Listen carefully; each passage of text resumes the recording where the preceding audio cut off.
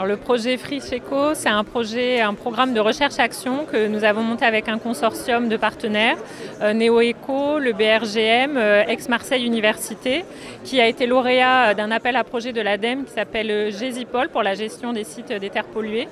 Et c'est un programme de 60 mois qui va permettre de travailler sur le réemploi des terres excavées pour créer un grand parc dans le nord de Marseille. Et donc ça fait qu'on a des matériaux sur le site dont on doit quelque part se débarrasser, mais on veut rentrer ça dans une logique d'économie circulaire de manière à ce que ces matériaux-là puissent constituer une ressource en fait pour le territoire. Et l'idée c'est de garder au maximum les matériaux du site et de les retraiter. Donc, sur tous les aspects pollution et fertilisation des sols, de manière à pouvoir faire en sorte qu'ils correspondent aux besoins du projet urbain. C'est un parc que nous allons développer à la place d'un site ferroviaire qui était le site du Canet, qui va être débranché dans une année et qui va se développer sur une vingtaine d'hectares au nord de Marseille. Et on va renaturer en fait un ancien ruisseau qui s'appelle le ruisseau des Égalades, qui va être mis à l'air libre, qui va retrouver sa géographie.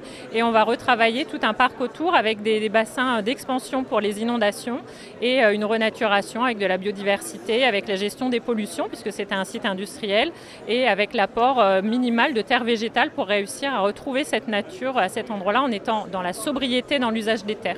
La première phase, ça va être vraiment de caractériser les terres du site. Pour ça, on est accompagné des équipes de recherche du BRJM et de Aix-Marseille Université. Ensuite, dans un second temps, on va tester des formulations de sol. Donc, on va venir amender les terres pour pouvoir créer cette terre fertile. Et on va mettre les connaissances de la recherche à disposition des techniciens qui sont intéressés, des habitants. La dernière étape, ça va être de créer une plateforme en fait, de gestion des terres pour justement gérer ces approvisionnements de terres et ces évacuations dans le temps. Et enfin, la mise en œuvre du projet d'aménagement de parc urbain. Il faut 160 000 mètres cubes de terre pour faire ce parc et on se rend compte qu'en termes à la fois écologiques et économiques, aujourd'hui, on ne peut plus faire ce genre de choses sans penser au réemploi des terres.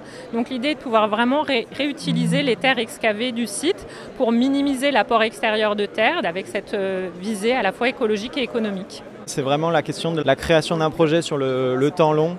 Donc comment on vient mettre en musique un territoire pour répondre à des enjeux fondamentaux et en tenant compte des temporalités nécessaires, de la découverte scientifique, du dialogue avec les habitants, d'aller dans la complexité pour résoudre des problématiques écologiques fondamentales.